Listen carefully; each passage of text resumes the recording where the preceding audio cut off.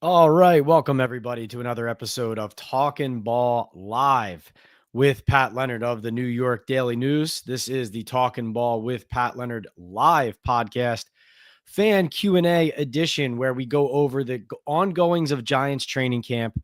We discuss what I've seen from the sidelines in East Rutherford, New Jersey, covering your favorite team.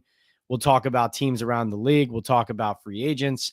And I want to share with you both my criticisms and analysis, but also the players who are standing out. Which players have I watched even through the first 2 days that have caught my eye, whose play and performance and maybe even an uptick in production could lead to better things for Big Blue? Thanks for being here. As always, grateful to our sponsors, My Bookie, Boom Chaga Mushroom Super Drink, Hooks, Rubs, and Spices, and Sal Loretta for Men. Boom Chaga Mushroom Super Drink, of course, the natural extract loaded with anti-inflammatory, immune-boosting antioxidants and heart-healthy compounds. The website you're going to want to go to is boomchaga.com to start feeling the difference. Use that Talkin' Ball 25 code on your screen. Fuel your body with nature's best and feel the difference. You're going to use that code Talkin' Ball 25, get your 25% off today on the subscribe and save option, and start getting healthier. My favorite product right now that they have out, the cold teas. They have several new cold teas: Sweet Dreams, Rise and Shine, and the Midday Boost. That's Boom Chaga Mushroom Super Drink. Grateful to their sponsorship. Kicking off by talking about some players who are making boom impacts early in training camp. Deonte Banks, the corner who had a really difficult second NFL season. And let's face it, he's in a position battle for cornerback 2 with Cordell Flott. He's not being handed the job. Paulson Adebo brought in as a free agent, former New Orleans Saint. He is entrenched on one side of the field, and so it's Banks battling Flott on the other side for a starting job, for playing time in general. There's a rotation going on there. But I've seen Banks make plays on both of the first 2 days of training camp, on each of the first 2 practices. All the plays I've seen him make have involved him using his physicality, playing confidently and aggressively in one-on-ones on the second day of practice today, here on Thursday, July 24th. Saw Deonte Banks, basically use his body and out-muscle and out-physical Jalen Hyatt on the inside to force an incompletion. And then on day 1 in coverage against Malik Nabers, getting a breakup in the back of the end zone. Now, for any corner or secondary defensive back, it's not going to be perfect, but I like the attitude and the play style that Banks has entered training camp with. I think it's exactly what they need their team to look like, let alone a second-year rising player they're hoping, as a former first-round pick, can find once again kind of that, the confidence is one word, but also like the swagger. You think of the matchups he had even back to his rookie year in Martindale's offense against Terry McLaurin, where he was talking trash and frankly seemed to be winning the battle in a lot of cases against a receiver who, fast forward to last year with Jaden Daniels, McLaurin finishes second in the NFL in touchdown catches. So Deonte Banks, a young player who I wanted to acknowledge right off the bat, because it's not going to be a top headline in any way with all the new quarterbacks, with Malik Nabers' play and the toe conversation. Talk more about Dexter Lawrence, Andrew Thomas. There's all these other storylines that are catching people's eyes more so, and rightfully so. It's still early. But Banks, I think, deserves credit so far for his play and his work ethic and his approach to early training camp. Another person standing out to me, making a boom impact, brought to you by Boom Chaga Mushroom Super Drink, is Abdul Carter, the rookie number 3 overall pick. Of course, we all know that there were plenty of NFL teams who called Abdul Carter the best player in the draft, in their opinion. And there were plenty of people who said, listen, if it wasn't going to be a quarterback at number 1, we could see Abdul Carter going number 1. Obviously, it didn't happen that way, but the Giants end up getting the Penn State pass rusher, and he still has things to learn.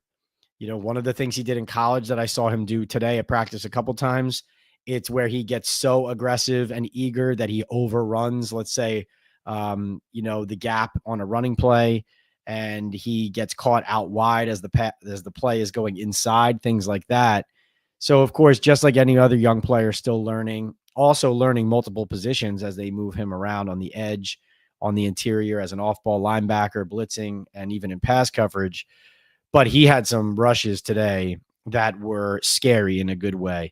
He has often gone up against Marcus Bowe, the fellow rookie, the tackle from Purdue, as a right tackle. And today he put him on the ground once. He powered him back into Jackson Dart's lap and then flush Dart out to the right. In a real game, might have ended up being a sack right there. In the practice, resulted in flushing him out and Dart having to basically dirt the ball and throw it away. Also saw a clip on social media, I believe, from Talking Giants of, they were basically from my angle standing on the sideline. There was just a heap of bodies, but you can see on that clip that Talking Giants posted from the crowd, Carter bull rushes inside looks like from an off-ball linebacker spot or a stand-up D-line spot and runs John Michael Schmitz over, basically, like knocks him off of his feet, the starting center for the Giants. So Carter, a guy who in an encouraging way looks like he could be an absolute terror. That is great news for the Giants. And I've said this before. I said it last live. This is the kind of player who could be, in my opinion, the largest potential X factor for the Giants this season. And what I mean by that is I'm not saying their best player. I'm saying the biggest difference between last year's team and this year's team in a positive way could end up being Abdul Carter if he's on the field enough and if these types of moments continue when he more consistently goes up against top competition, other team starters, because as we know, there is a dramatic difference between backups and starters, even from ones to twos on NFL rosters. Those differences do exist. And another boom impact, I'm going to pat myself on the back a little bit, even though I didn't break the news. I know Dan Duggan, my colleague, also had written about it throughout the offseason. Dan's always on top of the salary cap and the roster management of the Giants and the business of the Giants in the NFL. But if you guys noticed, if you were here on Monday, we were talking about Dexter Lawrence deserving and likely needing from the Giants end some sort of raise or sweetener, because he's basically considered the top, if not one of a handful of the top best defensive tackles in the NFL. And yet his salary on the contract that he signed in 2023 now only ranks him as tied for the 10th highest salary in the NFL. And so Dexter Lawrence said all the right things when I asked him about that, but I was banging this drum on Talking Ball Live, wrote about it in the Daily News, talked about it with Dex yesterday. And what do you know? Reported today, $3 million of incentives from the Giants to Dexter Lawrence. So boom impact here at Talking Ball, maybe, who knows? But, Dex, I'm waiting for my cut. Thank you very much. And you're welcome. No, just kidding. But happy for Dex to get that. Obviously, he deserves it based on his performance. And now he has to validate that and more and repeat his high level play, because let's be honest, the way last season ended, Lawrence getting hurt, basically disappearing. We didn't hear from him after his injury in that interview in Dallas late in the season. We didn't hear from him on breakup day. We didn't hear from him throughout the spring, even though he was in the building. He didn't practice outside of individuals. He only did individuals, but not team. So the Giants need the best out of the big fella. But, the bottom line is the market often, twists people's arms and dictates terms and forces your hand, even if you're not exactly intending to. And as you can see, this couldn't have been just an issue broached yesterday.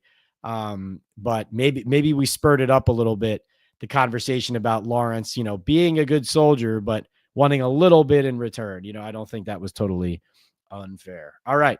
Get to some of the comments. Thank you for being here, everybody. It's been hot out there at training camp, but it's been fun so far. Savage Steve says, what's up, Pat? How are you? And what's the feeling on camp so far?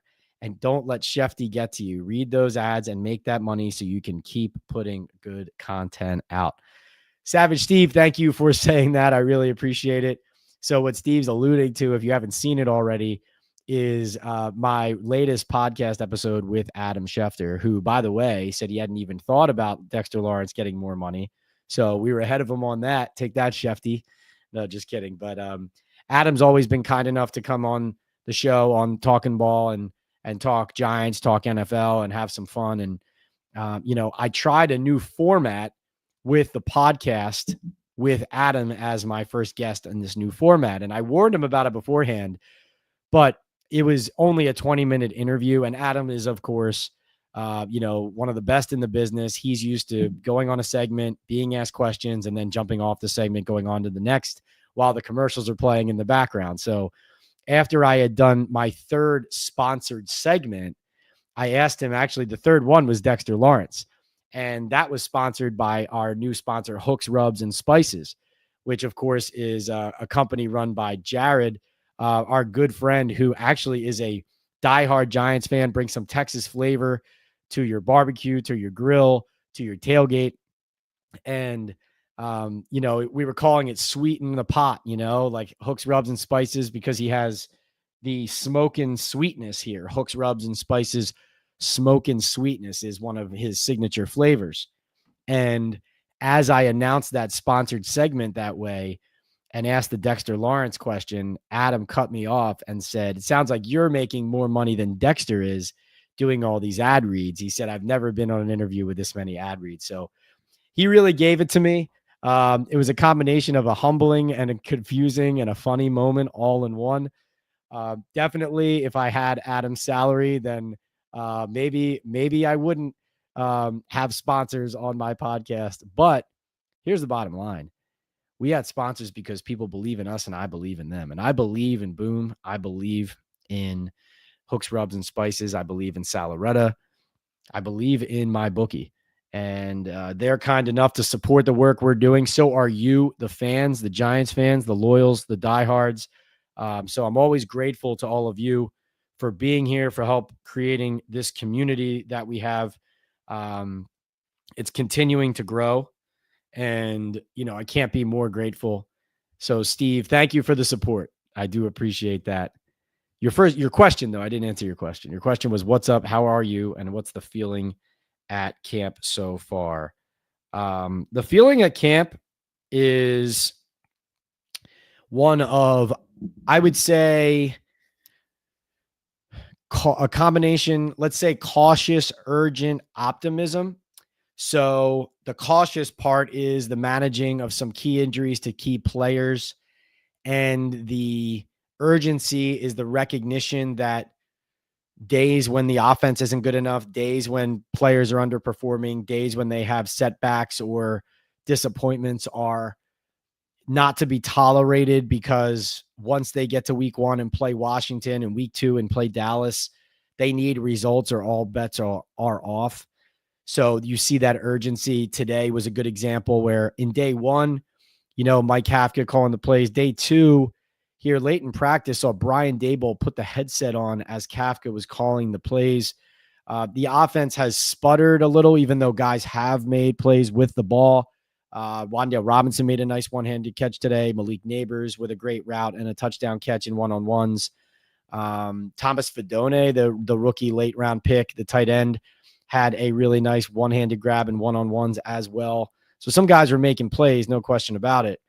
But overall, the offense isn't humming. In fact, a lot of it seems in their red zone and high red zone work, it seems like that pass rush is getting there, or at least threatening. And you're seeing a lot of underneath stuff, a lot of screen passes, a lot of ways to relieve pressure because they can't get the ball down the field. But you do see your fair share of passes down the field.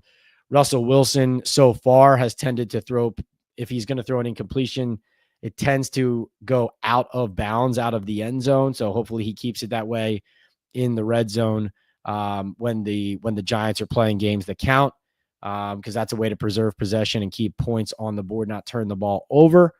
But Steve, that's what I would say. There's enough new players out there on the field too, where there's a lot of good things to watch and new things to watch, whether it's position battles. We talked about Deonte Banks right off the top, asserting himself early in that corner battle. Even at right guard, though, that's another one that's sticking out.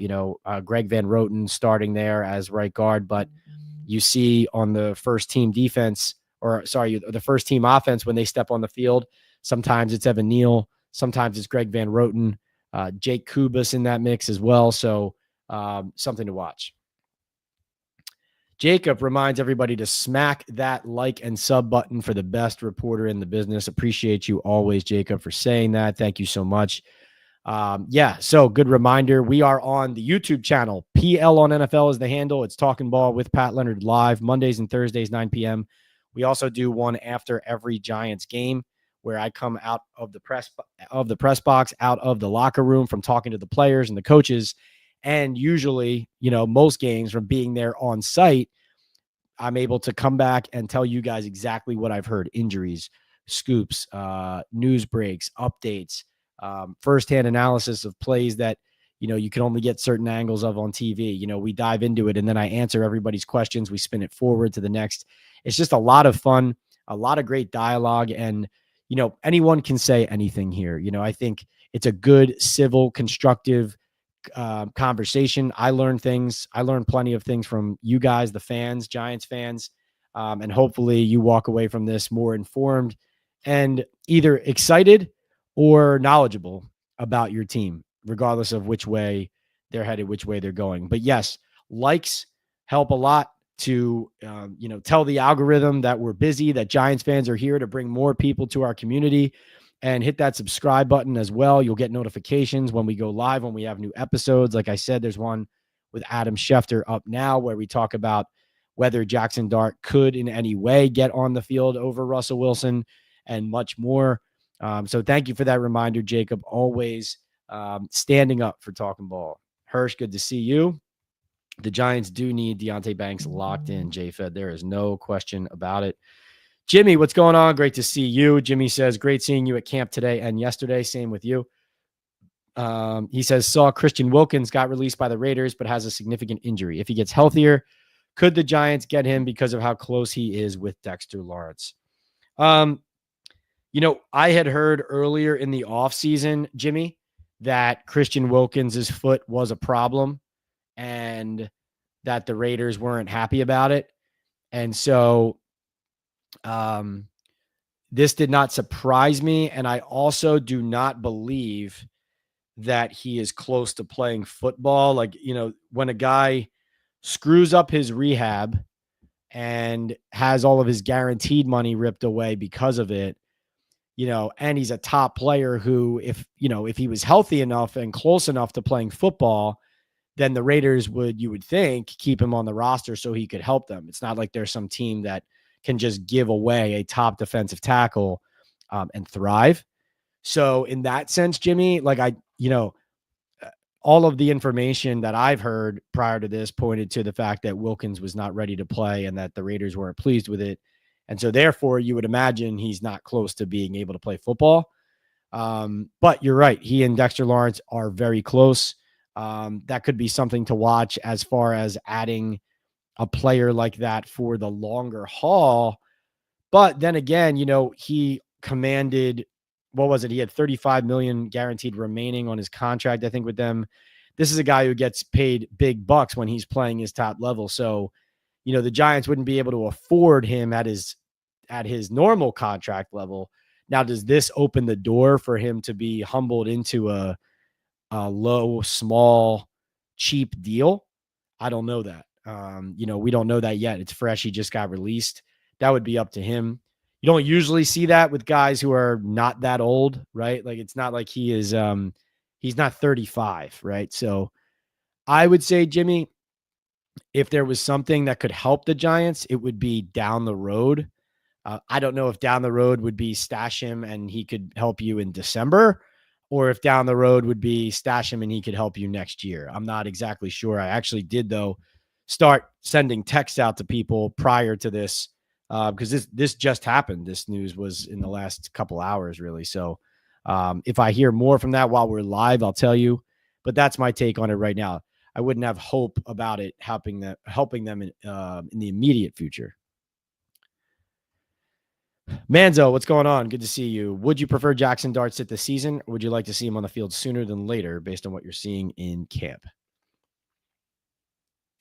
Just so you know, This is iced coffee in my Yankee mug here. This is iced coffee because after 2 days out in the sun at camp, having to go to work, I am gassed. I'm not afraid to say it. I'm gassed. So we need a little pick me up for Talking Ball Live. No shame in that. Manzo, I would say.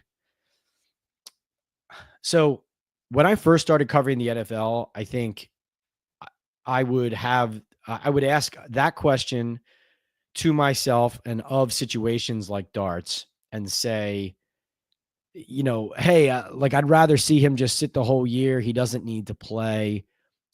Ideally in that world, you get him into year 2 and now you haven't damaged him or ruined his development by rushing him. And it all feels like it fits nice and neat into a package of how do I get my quarterback to maximize his career? Hey, it's happened. It doesn't happen often. It's happened.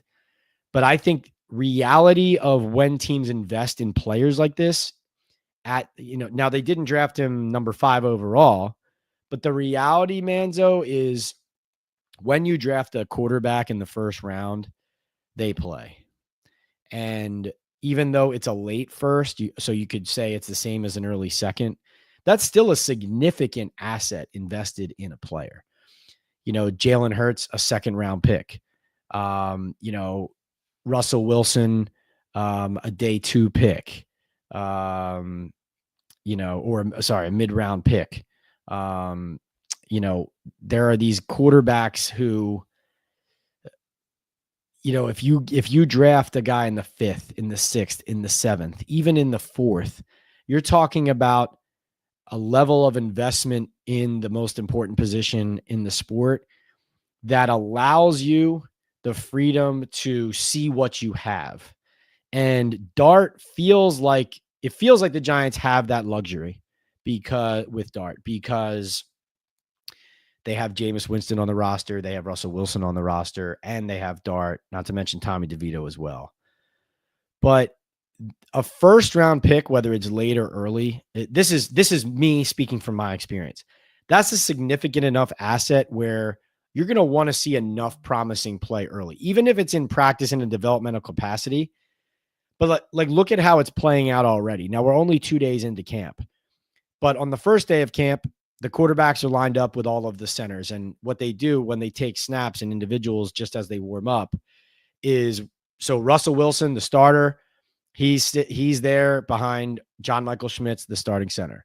And then quarterback 2 would be behind the backup center, who's Austin Schlottman, and et cetera, all the way down the line. On day 1, it was Wilson with Schmitz, Jackson Dart next up with Schlottman, then Jameis Winston, then Tommy DeVito. So you look at that, you say, okay, Dart's slotted as the 2, but then the 11-on-11 starts, the team stuff starts. Jameis steps up at times as the second quarterback. Initially, he stepped up as the second quarterback. It was Wilson, it was Jameis, it was Dart, DeVito, etc. On day 2, we saw something different. We saw, just like in the spring, there was an install routes on air period. And they send the quarterback, the starting quarterback and the second quarterback over to one end zone, and they send the third and the fourth quarterback over to another. In the spring, it was Russell Wilson and Jameis Winston throwing to all of the top skill players. And on the other end zone, it was Jackson Dart and Tommy DeVito with the reserves. Today, it was Wilson and Dart with all the top skill players, Nabers, Robinson, Slayton, Theo Johnson, all those guys. And it was Jameis on the other side of the field next to Tommy DeVito.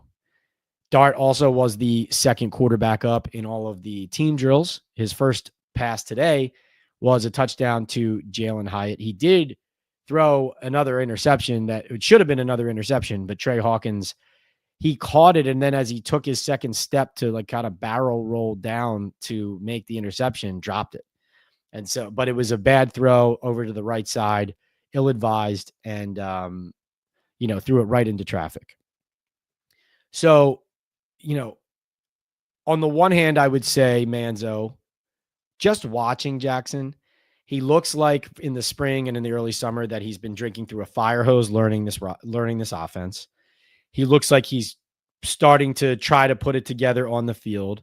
He's trying to be confident in making those throws. And I would prefer to see him, frankly, let it rip, and throw the ball, even if it ends up being into traffic and he missed something he didn't see and then he goes back and finds it on film. I'd rather him pull the trigger than be hesitating and double pumping. And, really, like, you go back to Daniel Jones and the things that did him in, especially in the red zone. One of the things Daniel struggled most with was that double pumping, that hitching, and then still making an ill-advised throw into traffic, those types of things. And I would love to see, Dart, be perfect out there. But really, if he can play freely and his arm stays loose and he takes those chances, then you can, rein him back in from there with film work and those types of conversations is the way I see it. Now, this is a long-winded answer to your question, Manzo, but hopefully I'm getting to the point. So I would say the way he's playing so far, I would say, no, he doesn't look like he's ready to just throw out into an NFL game in the regular season right now. No.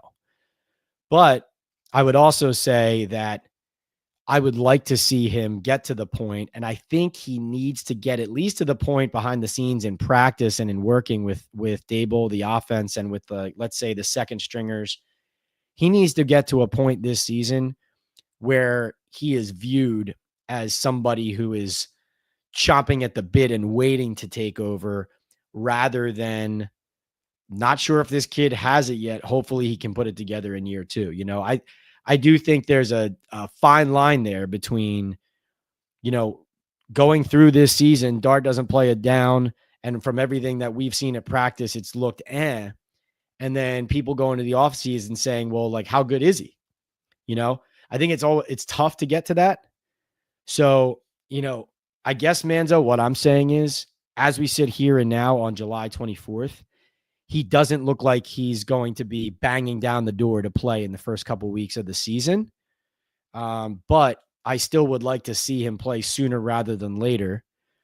Unless, of course, the team is rolling with Russell Wilson as QB1 and Jameis Winston has proven himself a clear 2. And it kind of falls that way, and the team is performing so well that there's no pressure on it. But even then, I still think, Manzo, anyone affiliated with the Giants, as much as that luxury of letting him grow and develop over a long term exists, and I think even from Dart's perspective too, like, let's be honest, sometime this year, and hopefully not like week 16, Jackson Dart needs to push for playing time and show what he can do. I think Joe Shea needs that. I think Brian Daboll needs that. I think Jackson Dart needs that. I think the Giants need that. So I hope that answers your question. But I guess the way I see it now is he pushing for week 1 and banging down the door there? Not quite. But does he have moxie, and does he look like the kind of player, and do I think he's the kind of player who can push and get it there? I do eventually. Yes. All right. Let's see. Joe Interstate says, Pat, how long will Nabers be this season? How long will Nabers be out this season when he has to get surgery? Why was this not taken care of in the offseason? Giants Stadium field will never let him complete the season. Interesting point there, Joe. So, grateful to you being here, Joe. Thank you for the question. Good question. And this question really hits the topic of the day and the week, and the topic of early Giants training camp. So you got your finger on the pulse, Joe. And, I didn't lead with this because, listen, I wanted to point out some of the guys who have stood out, and want to try to bring optimism during this time of year, even if there are things to be critical about, for sure, and guys deserve to be called out for what looks good and for their effort. But the number one story at the moment is Malik Nabers said that his toe has been nagging him. He said that surgery has been an up in the air discussion point, and that right now it's just about managing it day to day. It'll take it from there. But he did say, we'll talk about it if we need to with the doctors, with the front office, or he said with the people upstairs, with Daboll, and figure it out as we go. So that raised some eyebrows on Wednesday, the first day of camp, right after their first practice. Even though Nabers was on the field, it still raised eyebrows. So on day 2 here, Thursday, July 24th, Brian Daboll was asked by me and a few others several questions about this idea that, how bad is it? How much is he going to manage it? What about surgery? Is this an issue for now, for later? Essentially, and you can go watch the press conference for yourself. The Giants have it up on YouTube. But Daboll didn't slam the door on this being a bigger issue. He obviously doesn't like talking about injuries. He said, I'm not getting into the medical stuff. He tensed up, though. He said, listen, you can see him on the field. He looks pretty good to me, but we'll manage it as we go. I asked him, is this idea of surgery a potential considerations like soon, or is this just him talking about sometime in the future? And Daboll said, we're going to manage him. If for some reason he has a setback or starts to get extra sore, then maybe we'll have to reconvene with the doctors and the medical team and talk about next steps. But for right now, here's where we are. So that was a little disconcerting. He even added at the end, 3 days from now, we see, we adjust, we go from there. It was almost him saying like they're reading and reacting to how he feels, and that's the deal. Concerning because he missed practice all spring. And what you're alluding to is, why did this take so long, Joe? He missed practice all spring. Daboll said it was because of this toe. And, where it stands is Malik has not been taking every rep. Like, here's the thing. I reached out to some people after practice today, after Daboll really didn't shut the door on the idea that, like the way he was talking, like Joe is saying, the way Daboll was talking and the way that Nabers were talking, it had this feeling of like, is the other shoe going to drop tomorrow? And we're just going to hear about this guy getting surgery? Like, what the heck is going on? Could this happen, after the third practice?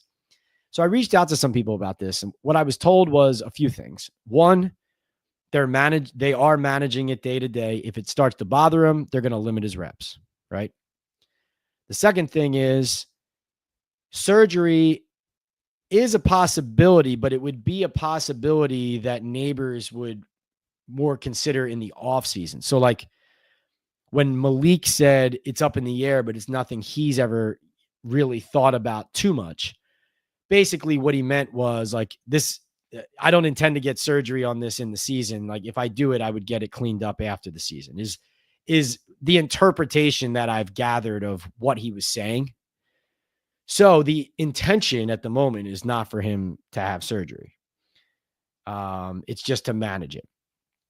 But, and so therefore, there are some people who just say like, listen, is it a concern? Yeah, it's not nothing, but it's not a big concern. But here's where I come down on that. What did I say the first point is that I got to? The first point was if it starts bothering him, they'll limit his reps. Well, guess what?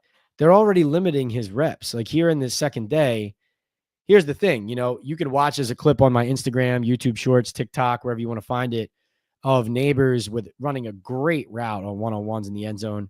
Paulson Adebo gets beat off the line, gets back into coverage, and Wilson and Nabers still connect for a touchdown. Good throw, good catch, great route.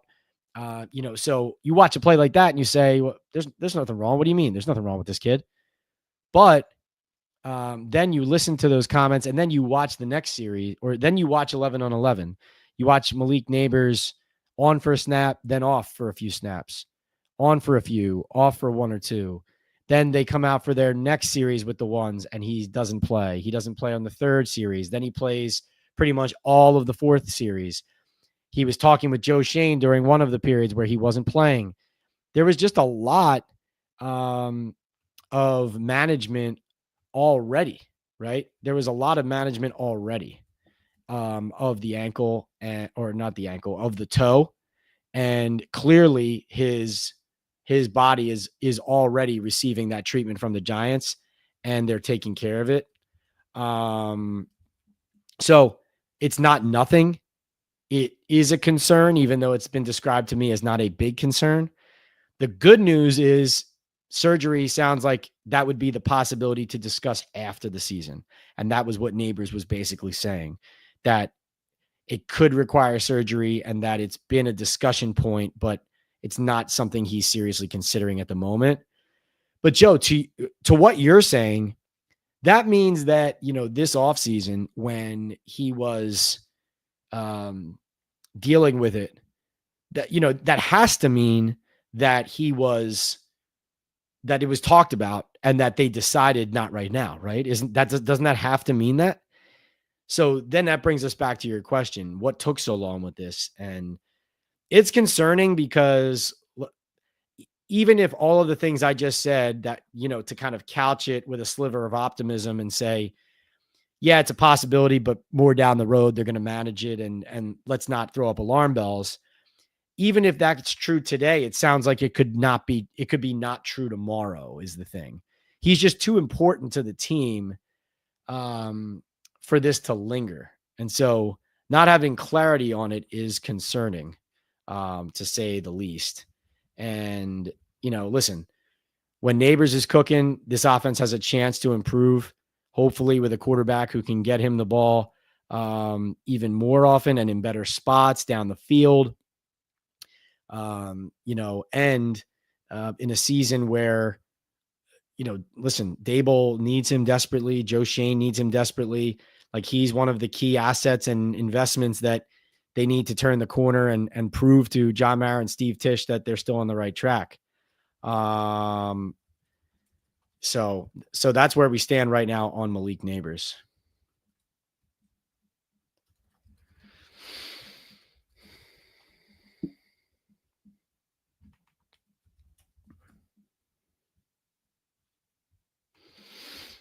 All right, let's get to our next question. Okay. Xavier, we already talked about Christian, but thank you so much for the question and for being here. Joe says Pat Carter is already making Thibodeau look bad. I don't view it like that at the moment. I think certainly he has a different kind of violence to him and is a different player, but at least for this year, Joe, like, yes, it's possible that he could unseat Thibodeau, but for now, I actually think Kayvon came into camp like with a great attitude and in really good shape. So I'm not there where you are yet, but I get what you're saying, which is like, it's going to be hard to keep Abdul off the field. A2, great to see you as always. Hope all is well with you also. And Joe and Manzo, I'll get to some of those other questions that you have, but just want to bounce around to different people. Oh, look, we got Hooks, Rubs, and Spices. Jared's in the chat. BBQ Seasoning. What's up, Pat and Chad? Hope all is well. Thanks for your support. And go Giants. What's up, Jared? Great to see you. Hooks, Rubs, and Spices, guys. We are very grateful to our new partnership with Hooks. As you see the graphic down here, where is it? Right here. We're going to add Hooks graphic to our overlay for our next chat and going throughout July and August. Really looking forward to that. Whether you're smoking brisket or searing steaks and burgers, the award-winning allergen-free Hooks, Rubs, and Spices brings big Texas flavor straight to your grill. From their fan favorite Smoke and Sweetness, that's Smoke and Sweetness right here over my shoulder. Awesome flavor. From Smoke and Sweetness to bold blends like Midnight, they keep your food flavorful and your guests coming back. The website is hooksrub.com. Hooksrub.com. And the code there is Talkin' Ball. You know it. Talkin' Ball at hooksrub.com. Listen, Hooks has great gear too. I wore my shirt on Monday, the Talkin' Ball live Monday night chat that we had. I wore my brisket shirt. Brisket, man. That's my barbecue meat of choice. And listen, Hooks is great for barbecues. It's great for tailgating. However you like rubbing down, cooking that meat, whether it's for the summer, at the pool, at the lake, or if you're getting ready to gear up for MetLife Stadium's parking lot before going in and watching the Giants this 2025 season, you're going to want to go to Hooks, Rubs, and Spices. And listen, here's the best part of supporting Hooks, Rubs, and Spices. Not only does it support Talking Ball with Pat Leonard, you're supporting a fellow Giants fan you're supporting a fellow Giants fan who is running his own independent business, Hooks Rubs and Spices Barbecue Seasoning. So please support Hooks, always trying to pay it forward to fellow Giants fans. And I'm very grateful for Hooks' support as well. So great being here and great being with you, and more content coming on Hooks. So keep your eyes on my social media and on our chats from here on out. No Mets, no Jets. What up? Great to see you. Thank you for the super chat there, the super sticker. Guys, if you aren't aware, if you're new to the chat, or even for those who are returning, remember, if you're hanging out and you have a question, but you don't have a lot of time to waste, you want your comment or question answered or addressed first, if you purchase a super chat or super sticker, as No Mets, No Nets, No Jets just did, and yes, say that 5 times fast, your comment or question will get elevated to the top of the chat. So, that's a good way to support us, and also to have your comment or question answered first. This is Talking Ball Live with Pat Leonard, the New York Daily News NFL columnist and Giants beat writer. So I've been at Giants camp the last 2 days, talking to players, watching practice, talking to Brian Daboll, Joe Schoen, and coming out of it with my own independent observations and analysis. And it's just been a thrill to be back. It's something that I like, everything in its time and place. I enjoyed my vacation, but listen, we do this for a reason. We love it for a reason. Football season is back, and it's a big year for the Giants. Every year is, but it's a big season for them, for this regime, and for a lot of the new players that they've added. And there is some excitement in the air, but also some caution and some urgency, as we talked about earlier. So that's what we're here to talk about today. And so I'm grateful to everybody's support. But one more thing about Hooks, Rubs, and Spices. So, Jared, I was saying that I like making the sponsored segment at times as to add the sweetener. We were talking about Dexter Lawrence earlier, getting the sweetener in his contract. And I think it's also time for me to mention the sweet play of the day. In honor of the smoke and sweetness that we have here from Hooks, Rubs, and Spices.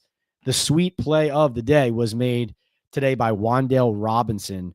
Andrew Phillips, Drew Phillips in coverage, and Russell Wilson hitting Wan'Dale Robinson. Wan'Dale having to kind of fall to the ground and secure with one hand underneath, making the one-handed grab, tucking it in, and making a highlight reel catch in the end zone. Great to see the Giants get 6 instead of 3 anytime. That's what they need to do most. And it was Wan'Dale Robinson making the Hooks, Rubs, and Spices sweet play of the day. So go to hooksrub.com. Talking Ball is the code. You get 15% off your order at hooksrub.com with that code. All right, let's get back into the chat. Great to see Hooks in the chat, a day oneer who has supported this all the way through and helped bring more Giants fans to our conversation. All right, let's see. No, Dex did not thank him for getting him the sweetener, but I haven't seen him since. So we will see. Let's see. Gary says, hi, Pat. I haven't seen Darius Alexander in any footage. Do you have any information on him? Nothing has stood out there yet about the rookie 3rd-round pick. I know guys who seem to be on the field a lot for the defensive line are, we have Roy Robertson Harris playing a lot, number 95. They've had him on the inside and at defensive end.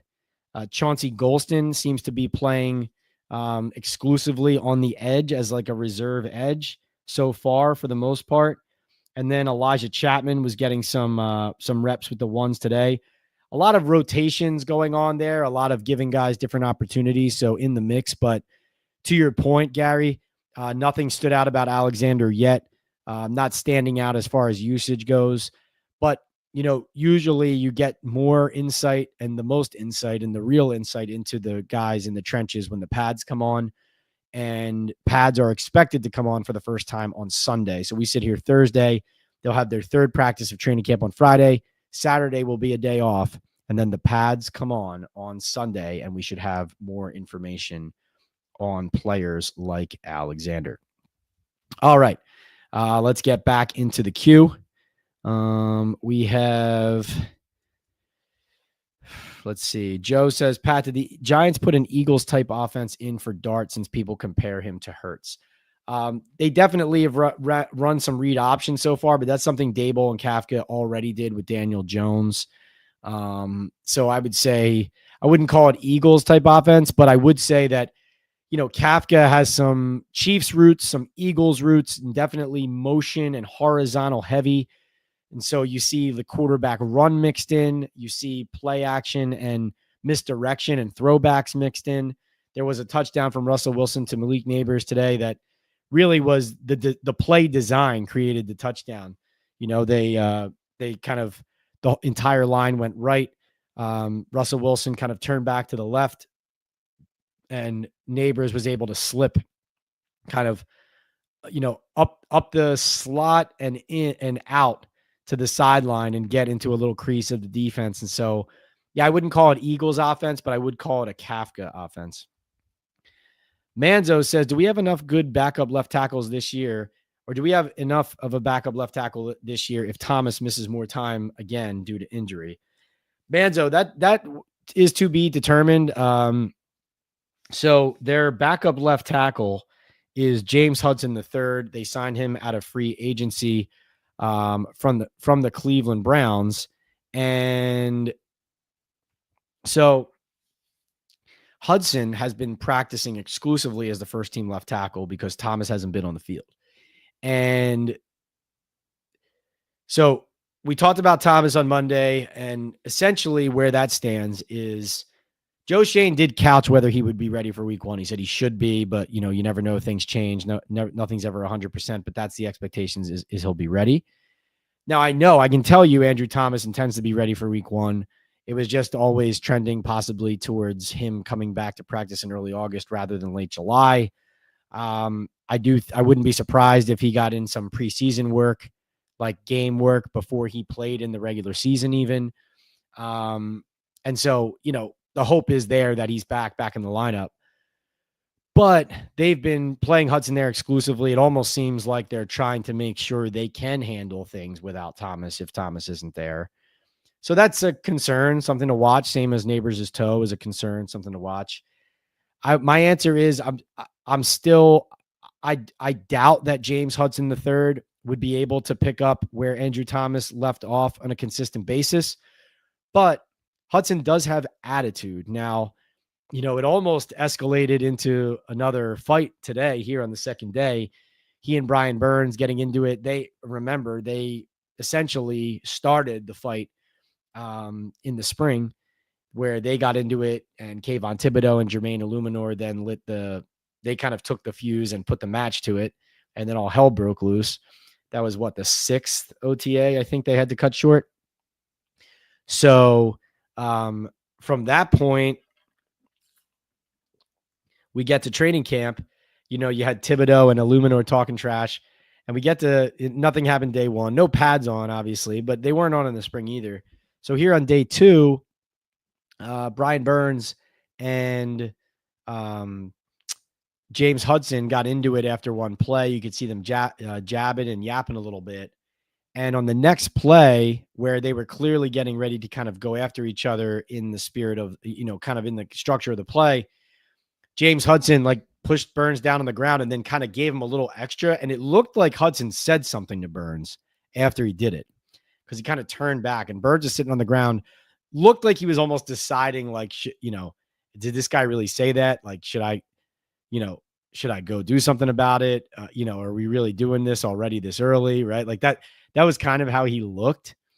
And so, so that was interesting to see. So I like Hudson's attitude so far as how he's attacking that matchup against, Burns is, whatever you want to say, he's one of the highest paid edge rushers in the NFL. So, don't hate that. Don't hate that attitude at all from Hudson, but is he good enough if Thomas is out to hold the fort? I don't know that. Because obviously now they've shifted Evan Neal to guard. So the fix would probably, if Hudson wasn't good enough, would end up being, again, at times having to move Illuminor over. And then who do you put at right tackle? And then on we go, right? So it really does, again, come back to Thomas needs to be ready and on the field. And I can tell you that, Andrew Thomas knows that more than anybody.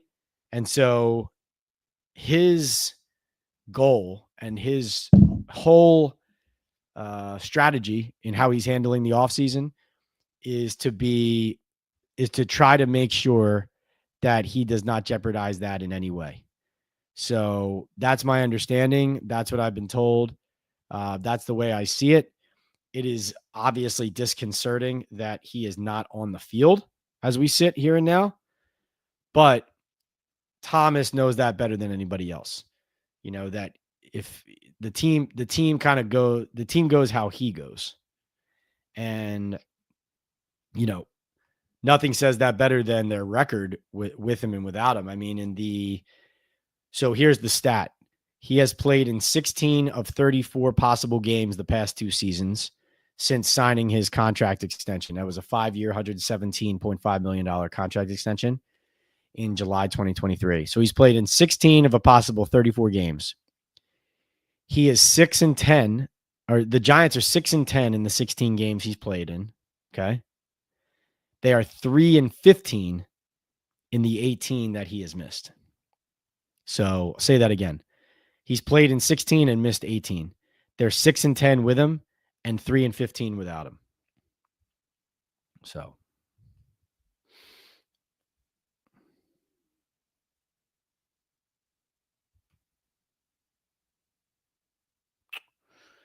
let's see.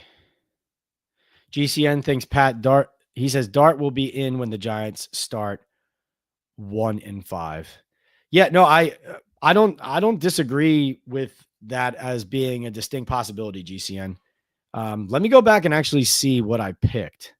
Again, not to be negative, but just, we're talking about, the Giants schedule.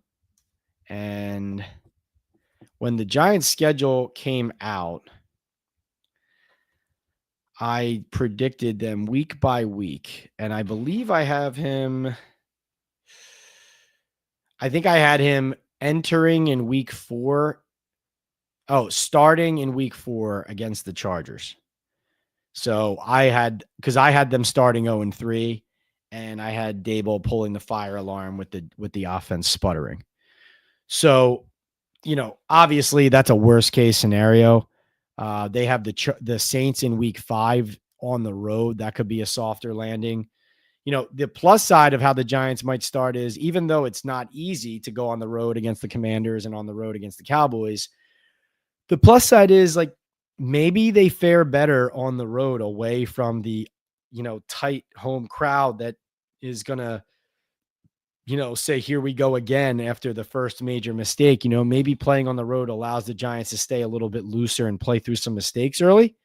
That would be an optimistic way of looking at it, but certainly possible, because under Daboll, they've opened twice at home and barely scored a point in either game. And they won the lone game they played on the road the first year in Tennessee. So that could be something as well. But I agree with you that, a slow start means early dart. Ooh, like that. Slow start means early dart. Tuto checks in with a super chat. Tuto always setting a great example. Thank you so much, Tuto. He says, salute and respect to Big Boss Pat and all diehard Giants fans across the pond. Greetings from our entire rugby club in Italy. 3:50 a.m. here. Cheers, lads. Look at you up at 3:50 a.m., Tuto, killing it and always supporting the channel. Thanks so much.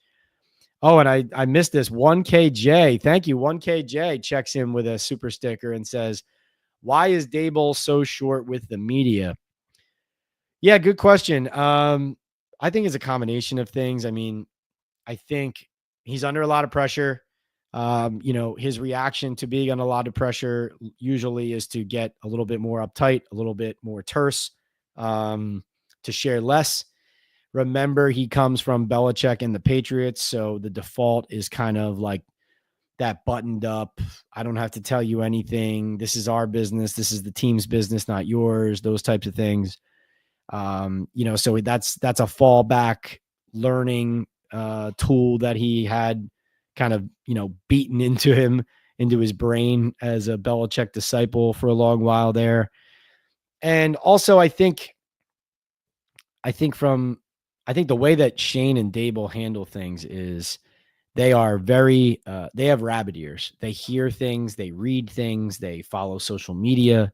They're aware of what's said and is going on. And so if he gets asked about a topic that he knows is being written critically about, if he's asked about a topic that is, touching a nerve, if it's asked even sometimes by a person in the media who he views as either being too critical or unfair at times, then he's going to be even more short and less helpful. And I mean, you saw him today so combative about the issue of, the question was like how much they're going to put the pads on, when they're going to put them on first, and if he's going to do it more than he has in the past. And I mean, it was absolutely pulling teeth to get him to acknowledge anything, treating it like war secrets, basically. So, very, there's only so much you can say to explain it before you then kind of throw up your hands and say, what else do you do with this?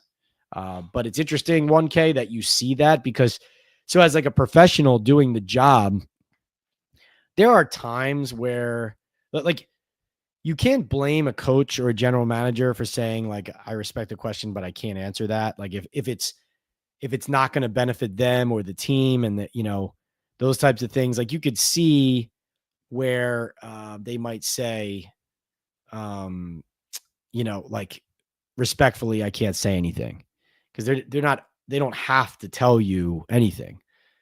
But, there's a lot of people who are able to be civil and they understand that you have a job to do in the media and they don't take it personally and those types of things. And so, but on our end, on the media's end, when a coach is short just for the purpose of being short, is unhelpful, is combative, it could be easy sometimes to take it personally, because sometimes it is personal to an extent, but you have to just view it as like, listen, we do this every day. This is an ongoing process. It's not personal. It's a job. And they're facing pressures coming out of meetings then to talk to us with knowledge in their heads, challenges, decisions they have to make that are weighing on them. So it's not an easy job for sure. But yeah, certainly I would say 1K, it's funny that, it's so noticeable to the outside, because as a reporter, sometimes you don't want to spend too much time talking about it because you don't want to sound like you're whining about it or that you're taking it too personally and being too sensitive. But it's interesting that it's so obvious to you, watching, whether you're watching it on YouTube or live or even listening at times. That is interesting to me. Let's see. Joe said, how is his foot going to get better, with meaning Nabers, if they need to manage him on the second day of camp? He will never last the whole season. It's a great question, Joe. I mean, all the information I told you is what I have. And I don't know. Nobody knows the exact injury or the surgery it would require at the moment. But apparently he's been playing through it since college.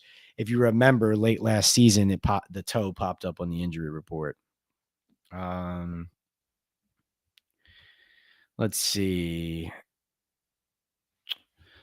Evan, great to see you. Great to hear from you. Thanks for being here.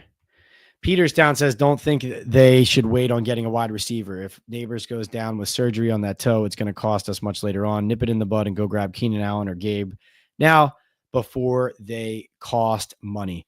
Yeah, I think, Gabe Davis went on the Kay Adams Up and Adams podcast today, and that was interesting. He definitely sounded like he was very interested in reuniting with Brian Daboll, with Chad Hall's on this staff as well. He knows Shea Tierney.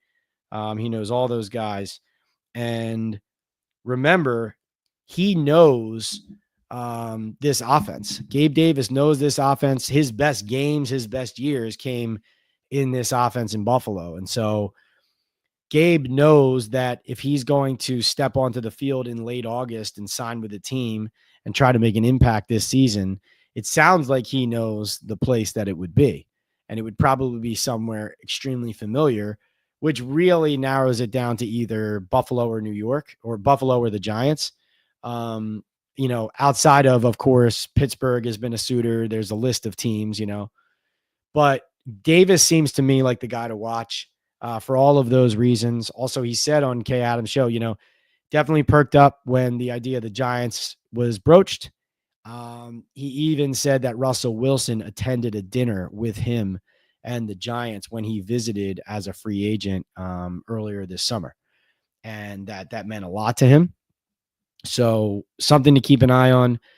But, I said this on Monday, I think, about Davis, like a player like that, I think you're probably looking at, because he said on Kay Adams' show that he's about 80% coming back from this injury to his leg.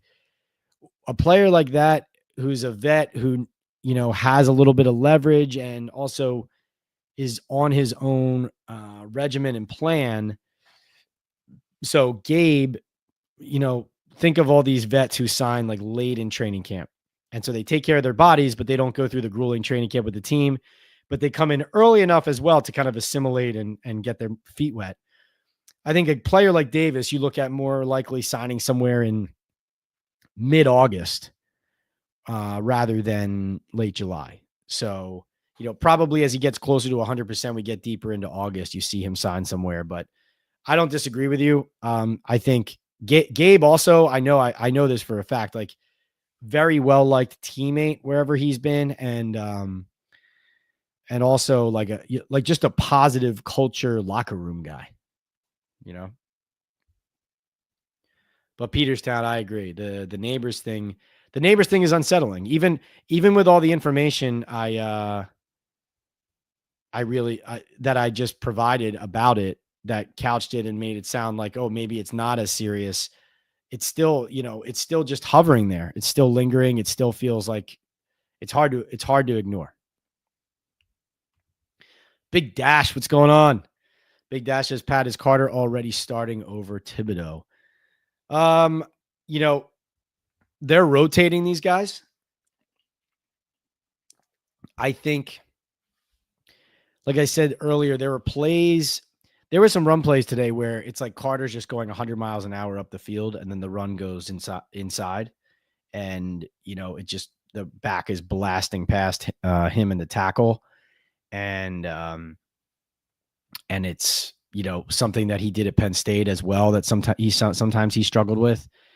So that edge setting and that work, I think, needs to happen as well. Like, you're going to need to be able to rely on him that way. But yeah, Big Dash, it's going to be hard to keep him off the field, because when he makes plays, I think they have a great chance to be big plays.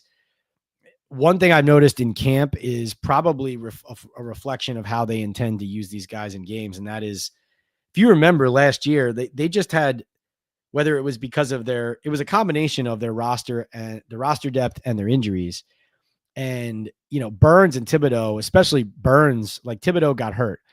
Burns was just playing every snap, never coming off the field. And Thibodeau was playing a lot more snaps than he had previously prior to the injury. And it just felt like their top guys were always out there. And this year, what I see in practice so far is a lot of rotating.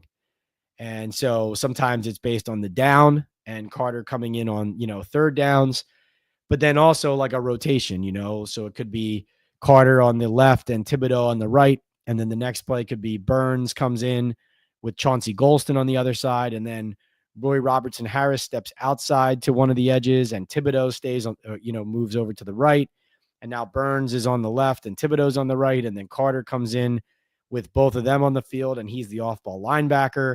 So that's what I've seen so far, is kind of that tinkering and usage is how they've been maneuvering it and working around, trying to create a stable of pass rushers. And also, the idea hopefully is to keep Burns and Thibodeau, players like that, fresh, because you want all of these top guys, the guys who are supposed to be your top players, to be able to make big plays and splash plays when it counts, right? Like, to have the energy to do that. So,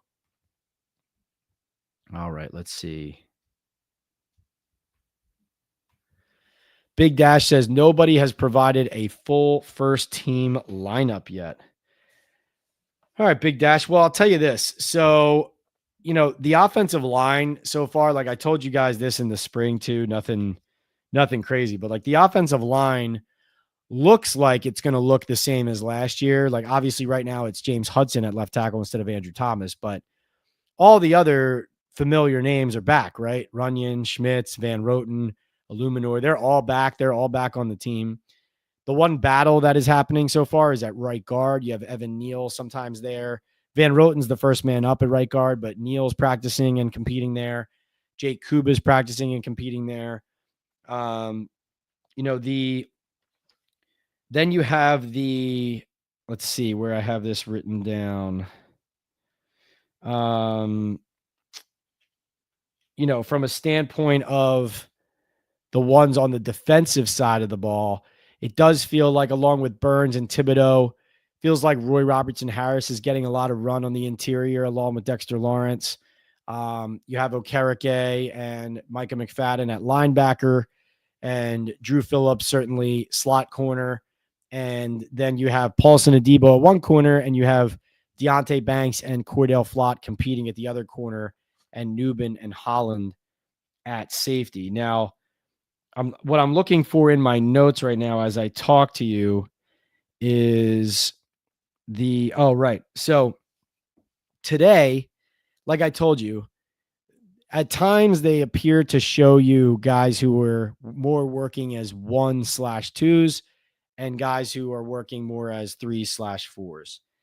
And listen, Bo Collins got like a couple of meaningful reps today. There were times where it looked like he was, based on the groups they were working with, like that he was getting 1 work and Hyatt was getting 2's work. And then there was the first day Hyatt getting some 1 work and things like that. But when when you look at the guys who look more likely at the top of the skill position depth chart, some numbers that stand out to me there are, let's see, we have,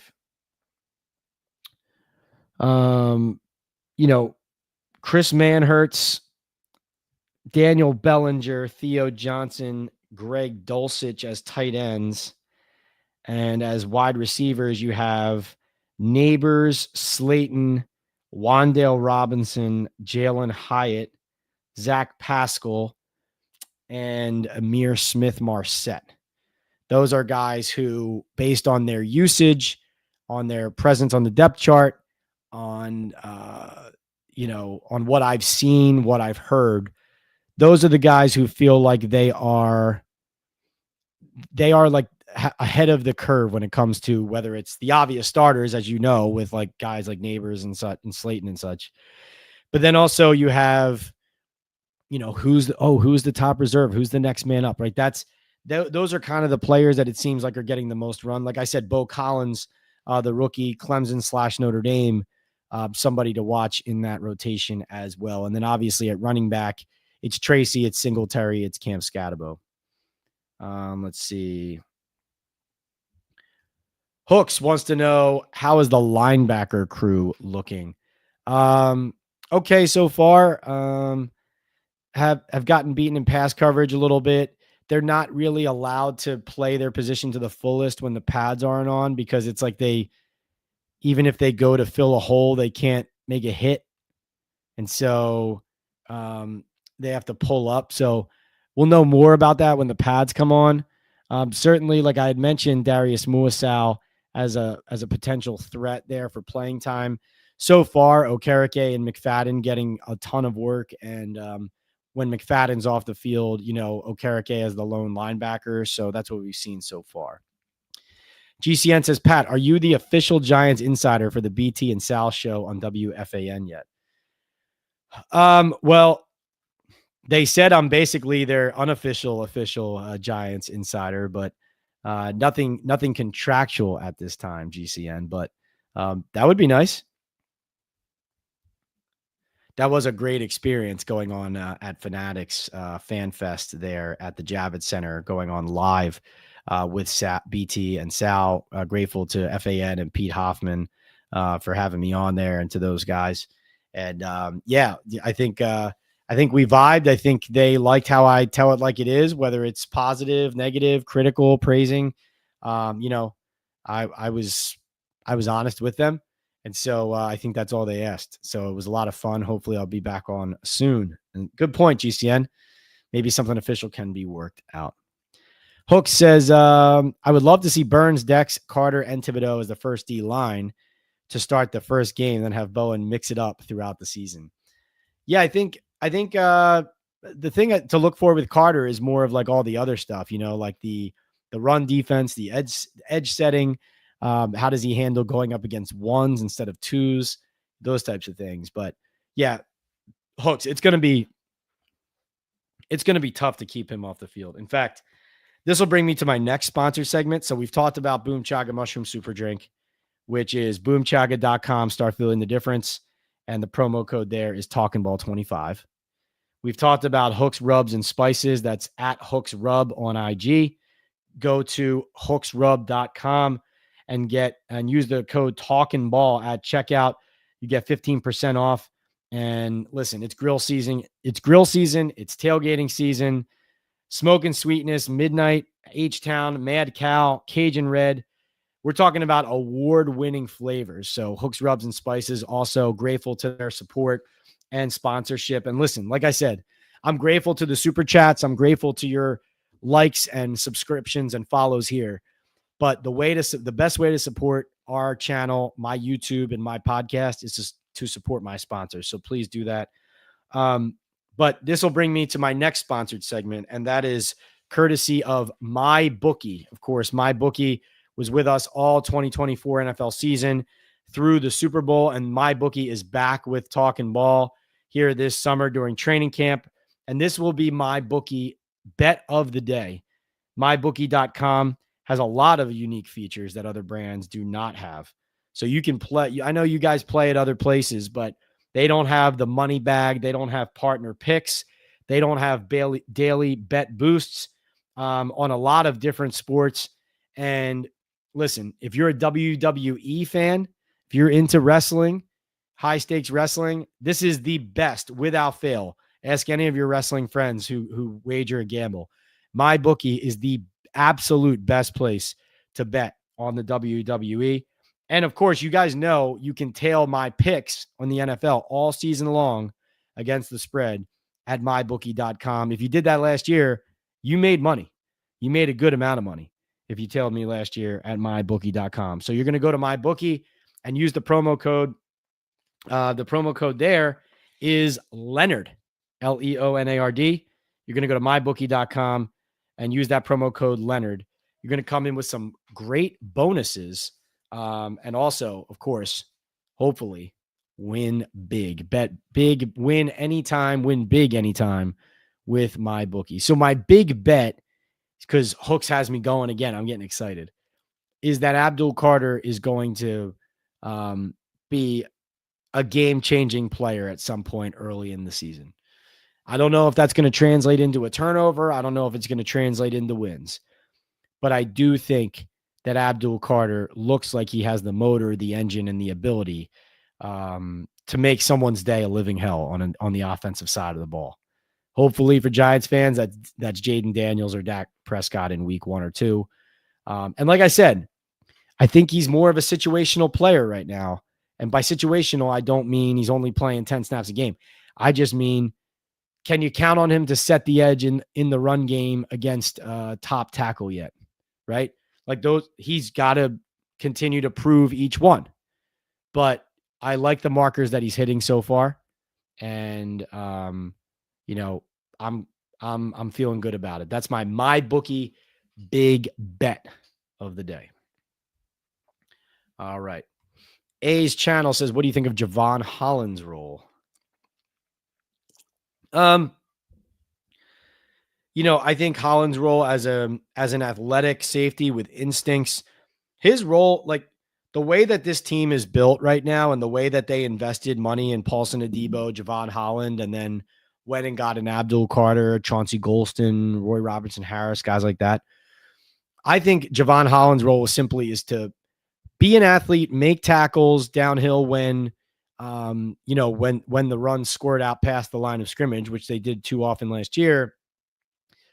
But this is really set up for the Giants are trying to get to the quarterback and force mistakes that the secondary can capitalize on. They went, what was it? 3/4 of the way through the season last year without an interception or something like that. Like, it was absolutely absurd. Definitely more than halfway, 10 weeks, 11 weeks. I can't remember exactly off the top of my head, but it was embarrassing. And, the defense wasn't the reason the team was bad last year. The offense was, but that's unacceptable too, right? You need to force takeaways. And, Holland isn't a turnover interception machine, but he is a guy where if you get the ball in his hands, he can make a play. So what I think of Javon Holland is, I think of him as a player who that's his job, is to use his instincts, make tackles, and get his hands on the football. And, he could be a great addition if he does those things. A2, Evan Neal is playing guard. He's in a battle right now at right guard. They're giving him a lot of snaps there with the first team, or I should say first and second team. And he's rotating in and out, competing with Greg Van Roten. Jake Kubis is in the mix as well. But he's a guard now. They've moved him to guard. That's his position. And so that's where he will either survive or slip. A says, I saw Javon Holland came up with the ball. Was that from an interception or a fumble? That was an incompletion, I believe, that because the ball hit the ground. Or no, you know what it was? I think it was a catch to Wan'Dale Robinson where they wrapped it up, or it was an incompletion where they wrapped it up, and then he punched it out after the play. If that was day one, I think you're talking about, because then he punched it out and grabbed it. It was kind of like his way of trying to prove that we're still hunting the ball. We're playing through the whistle, like those kind of things. Is the play that came to my mind when you said that. Nick Jones, by the way, reserve corner, made another play today, another pass breakup after his interception the day before. So good on Nick Jones. All right. Let's see. Yeah, if Neal, it's put up or shut up time for Evan Neal, no doubt about it. Of course, the team had something to do with that, misdiagnosing his foot injury the year before, the ankle. Let's see. Thomas is rehabbing from a Lisfranc injury last year that required surgery in October. Now, that was a long while ago. And so he was supposed to be back on the field in the spring initially. Like when he had the surgery, that was the belief, that was the intention. But it didn't work out like that. And the way they're handling it now is his plan in the spring became he was doing that weight room work. He was, he was pushing himself and pushing it, but he was just not, the decision was made with the Giants and his doctors to dial it back down late spring and then turn it back up come the summer and then go from there. So that's where it stood. And so it's not a new injury. It's just a steady, slow management of last season's injury to try to avoid it, to try to avoid that being an issue, and then try to be healthy so that something else doesn't happen so they don't lose him again. Super unknown. I did speak about Jackson Dart, but that's okay. We're here to talk Giants, and Dart is one of the primary topics of conversation every day around this team because he should be. He's a first-round pick. He is supposed to be the future of the franchise. I think that he's been drinking through a fire hose as far as learning this new offense. I do believe he's playing with some confidence and some direction. I don't know if, I'll be curious, let's say in a week or two, what the learning curve from the mistakes looks like, because he's been aggressive and it's resulted in 2 mistakes, right? The interception the first day and what would have been an INT to Trey Hawkins today that Hawkins dropped as he was falling to the ground somehow. I have no idea how, as he was barrel rolling down. But, Dart did throw a touchdown today on his first pass to Jalen Hyatt. And I was saying earlier that I like that he's gripping it and ripping it. Like, I don't want to see him get kind of stage fright up there, become uncertain about himself. Like, that's not a trait of his game. Like, he's not a turnover prone, frequent turnovers, frequent interceptions guy. Like, he's not a guy who generally makes those mistakes, and he doesn't typically repeat mistakes. That's all the work that they've done on him and the scouting reports on him, and that I've talked to. People know him very well. And so I'll be interested to see how he looks in a week, because right now he still looks like a rookie learning, but I do like that he's kind of staying aggressive, and the Giants clearly are giving him every opportunity. They're working him as the second string quarterback, at least, so far here on day 2, they did that, giving him ample opportunity that way. He definitely has the running ability and the athleticism. But, I would say ups and downs, just like the spring looked, and we'll see in a week from now. And then going into eventually the first preseason game at Buffalo, we'll see how it translates and also how he's progressing.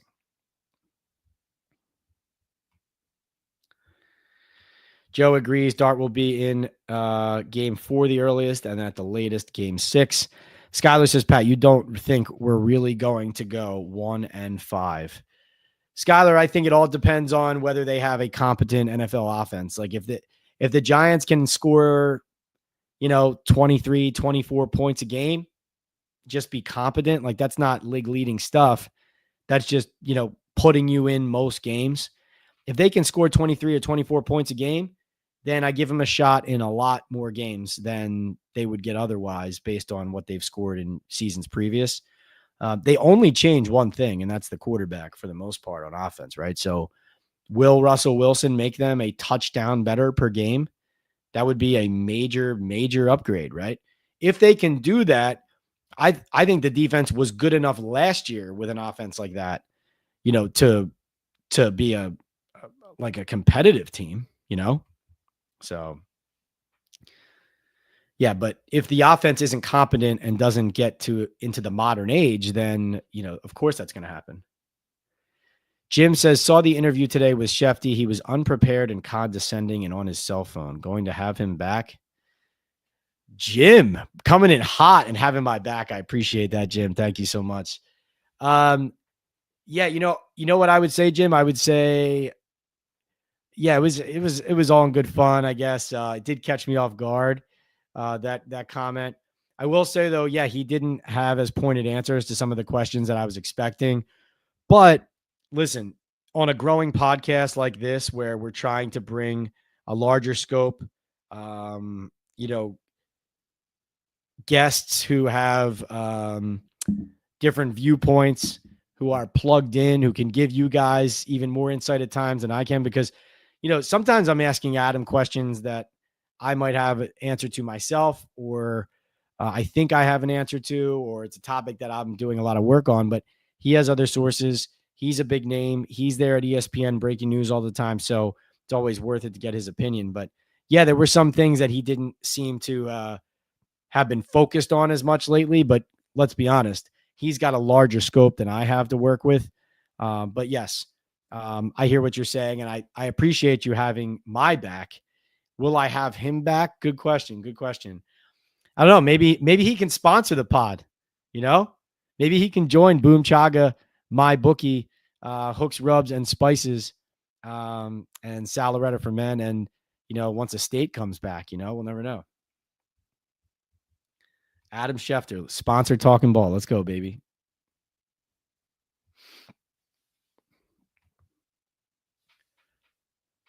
GCN says Pat Daboll knows he is gone. Josh Allen got better after he left. Giants have a person following all social media so they can spin everything. Shane said he never listened to radio or social media. Yeah, right.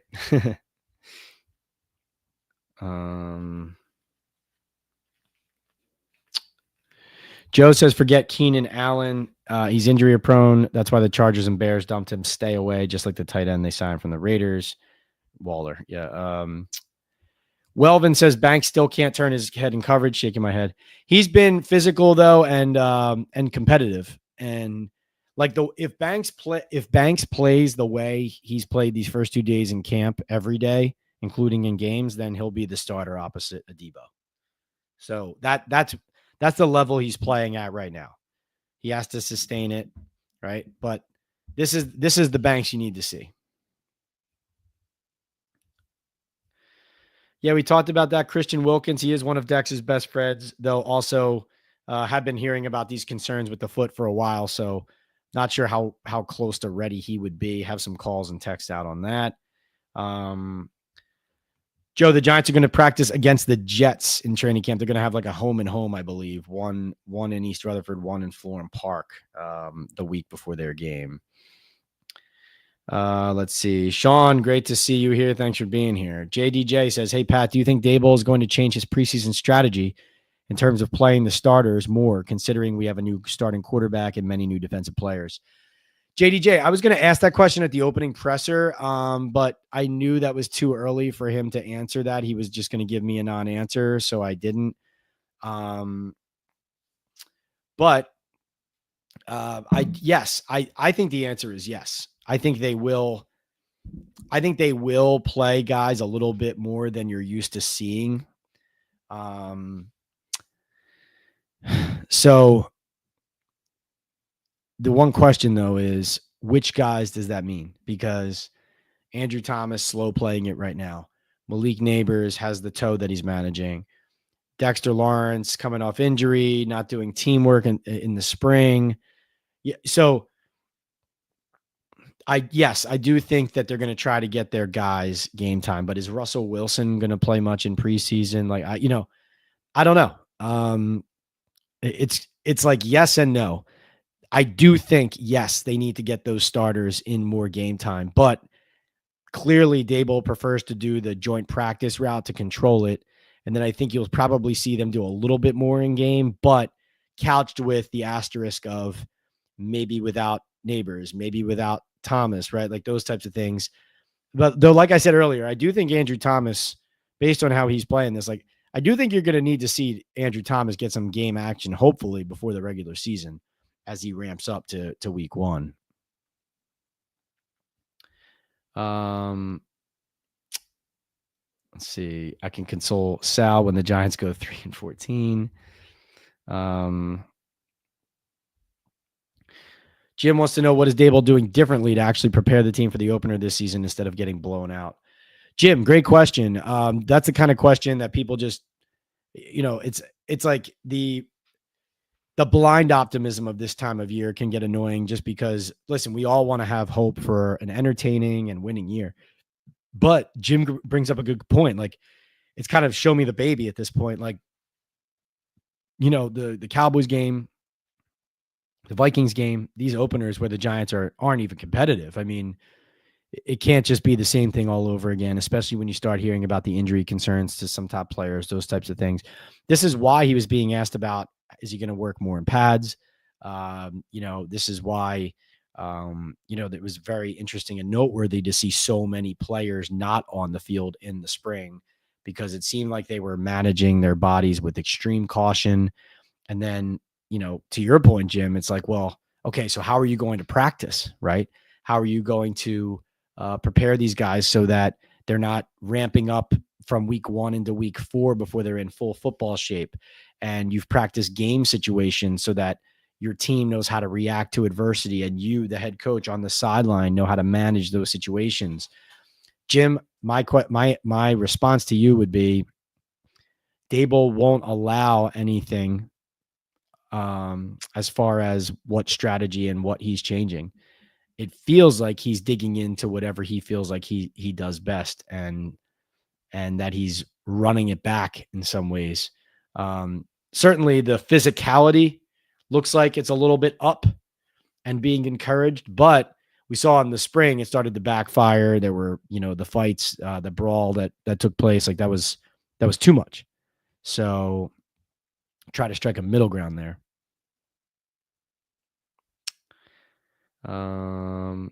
Hooks, have a great night too. Thanks for being here. Thank you so much for sponsoring us. Like I said, guys, go to hooksrub.com. Use that code Leonard to get 15% off. Please support a fellow Giants fan. Oh, it's Talking Ball is the code at hooksrub.com. Hooksrub.com. Great gear too.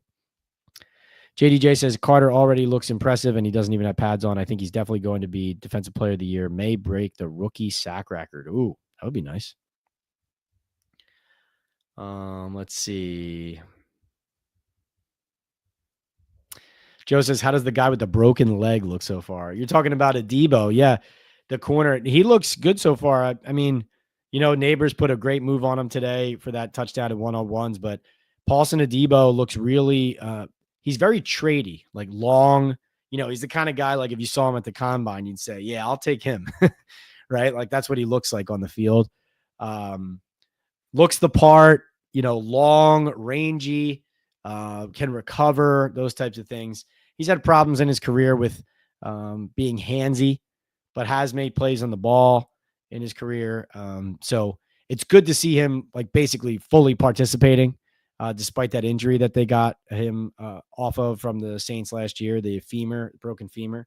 So good to see, and a pleasant development early on with him, participating in the spring and then hitting the ground running here in the early off season or early training camp. Let's see. GCN says, another foot injury. Thomas, Neil Nabers, LeMahieu with the Yankees. His career was over. Foot injuries are big, especially to big guys. That's another reason why Thomas is taking it so seriously and cautiously.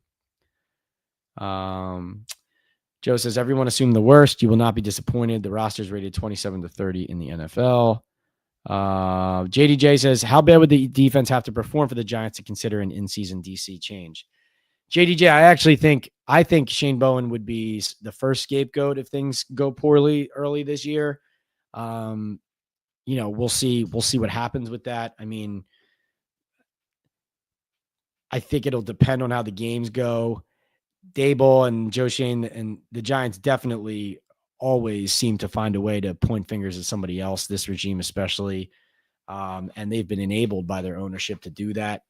I think that certainly there's more talent on that defensive side and you need improvement there, but the offense is the thing that, was non-functional most of the time, and especially in key moments. And so, I think, how bad would the defense have to be? I think it would have to be, again, a problem that they couldn't turn the ball over or stop the run. Like, if they could stop the run better, even if the turnovers aren't coming in waves, then you can get teams into third down pass rush situations and you can unleash what looks to be a more dangerous pass rush. And if you can't stop the run, but you're forcing takeaways and you're getting the ball in your corners and safeties' hands and you're giving the offense short fields, then you can live with some of the other shortcomings because you're making those plays. I think if both of those things remain problems, the run defense and the takeaways, that would be the answer to that, how the defense would have to perform for an in-season DC change. But trust me, like Bowen was in jeopardy of being replaced like in the early off season. So he's definitely like on borrowed time right now. Like the GM and coach are on borrowed time from the owners, and then Bowen is on borrowed time from the head coach. So that's where that dynamic stands. JDJ also says Scatabo has been impressive with catches out of the backfield. Do you think we'll actually look to utilize him more in that fashion than him being a full-time short yardage basher? Yeah, I think they're going to try to utilize him in all those ways. He does catch passes. He does have pretty good hands. So that is definitely something to watch, JD. I think Giants fans are a little bit over their skis on Scatabo as far as what his role is going to be at the moment. Could be wrong about this, but I do think, if anything, right now you're looking at more of a committee of Tracy, Singletary, Scatabo than Cam Scatabo being like an every down back or splitting carries with Tracy down the middle. Again, I could be wrong. Maybe what they're doing right now is checking and testing that all around game from the pass blocking to the catching to the running. He is undersized. Like, I know he's a hard runner and he's a playmaker in D1, but he is a very undersized player. So, but then again, Tracy had problems holding on to the ball last year. So that's a battle for sure, that position. I mean, definitely Tracy is the guy at the moment, but I think that there's room for playing time there. And I think that Scatabo is clearly a Daboll favorite, and the Giants as an organization clearly love him. And, he gives you some of that juice and that attitude that you're looking to inject into your team and into the identity of your team. So I think they're going to like to have him on the field when they can, but we'll see how many opportunities come up to do that. But yes, your question was, will they use him as more than just a short yardage back? It does look like they'll use him as more than that. Yes, Christian Wilkins did really get released because of the injury problem. Had heard earlier in the offseason that the Raiders had concerns with their rehab of his foot. As you see, they just voided a bunch of guarantees. I mean, listen, he's a top defensive tackle when he's healthy. I don't think if he mismanaged the rehab of his foot and he was fully healthy and ready to go and help their team and defense win games, that they would have released him. You know what I mean? So like they get out some guaranteed money there, but that's a situation where he's going to have to be, first of all, if he's healthy, you're going to have to pay him more than probably what the Giants could afford at this moment. If he's not healthy, maybe you can get him on the cheap, but you're also looking at a guy who probably can't help you right away. So still poking around on this. I mean, that news just came down tonight. So still trying to figure out exactly what's what on where he's headed next, how close he is to possibly playing football.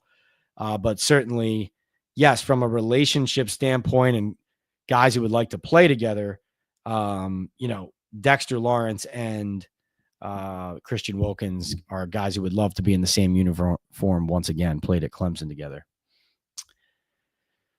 I agree. They are not deep enough to overcome injuries to keep to like their top players. JD says, Pat, I've heard promising things about Turbo, and he looked good last year too. Do you think he makes the team, especially since it seems like we are done with Eric Gray? Turbo has some juice to him. I think as with Scattaboo getting involved or added, Turbo definitely looks like a practice player again. Had a bad drop the other day, but also a really nice run to the outside where he turned the corner. I mean, he literally has those turbo jets. So I think he's a guy that they like in the building, but based on the three running backs that are in the backfield right now, that he wouldn't make the roster. So that's how it looks at the moment. But yes, he has some juice and we'll see how that goes. But listen, guys, I'm so grateful for all of you who came on here tonight to talk Giants, to talk ball with me. This is Talking Ball Live with Pat Leonard on YouTube, channel PL on NFL. Please subscribe. Please rate and review. Thank you for all the super chats. We got super chats here from No Mets, No Jets, 1KJ, Tuto, and Jim Osborne. You guys are the best. Thank you so much for supporting. And please, again, support our sponsors. Boom Chaga Mushroom Super Drink, natural extract loaded with anti-inflammatory, immune-boosting antioxidants and heart-healthy compounds. Support your immune system and fight inflammation with the benefits of Boom Chaga. Fuel your body with nature's best and feel the difference.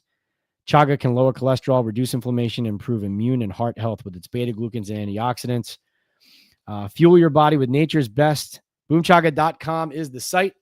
Talking Ball 25 is the code. There's the QR code right there. Go get your discount today. Also brought to you by MyBookie. MyBookie, that was our big bet of the day, was on Abdul Carter being a big factor. MyBookie.com is where you can tail Pat's picks on NFL games all throughout the season, but it's a lot more than that. Tons of games, casino, a lot of games that a lot of these other sites don't have. There's the money bag. There's partner picks. They have daily bet boosts.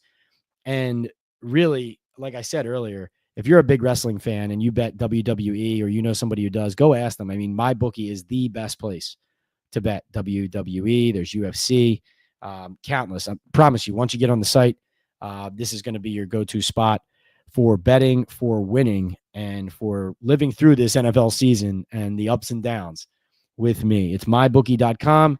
The code at mybookie.com is Leonard, Leonard. That's my last name. You get some cool bonuses for signing up, but it's really the options you'll have once you get onto MyBookie that you're going to love. So check it out today. You won't be disappointed. So that's Boom Chaga. It's MyBookie. It's hooks, rubs, and spices. Grill season is here. Tailgating season is here. Whether you're at the park, the pool, or at an NFL stadium parking lot getting ready for the big game, There are so many flavors, allergen-free, that Hooks Rubs and Spices is going to bring to you to augment your day, to enhance your flavor. The best one, in my opinion, the award-winning one, the bread and butter, is the Smoke and Sweetness, but there's a lot more. Midnight H-Town, Mad Cow, Cajun Red. Keep your food flavorful and your guests coming back. The code is Talkin' Ball, and the website is hooksrub.com. Last but not least, Salaretta for Men, always keeping me looking fresh for the Giants' big games. Go to salarettaformen.com in Midland Park, New Jersey for luxury menswear and tailoring, and tell them I sent you. Tell them Pat Leonard from Talkin' Ball and the New York Daily News sent you. Thank you so much to our sponsors, MyBookie, Boom Chaga, Hooks Rubs and Spices, and Salaretta for Men. Thank you all for being here. JDJ says, thank you for answering all of our questions for a team that won only 3 games last year. You got it. Hey, every Monday and Thursday night, 9 p.m. Eastern, and after every Giants game, we are here on YouTube, Talking Giants, Talking Ball, live with Pat Leonard. And keep an eye out on my social media and here on YouTube for more episodes with guests, more content on our sponsors, more content on the Giants, and reports daily, hourly, sometimes minute by minute from training camp in East Rutherford. Thanks so much for being here. This is Pat Leonard from Talking Ball signing off. Good night.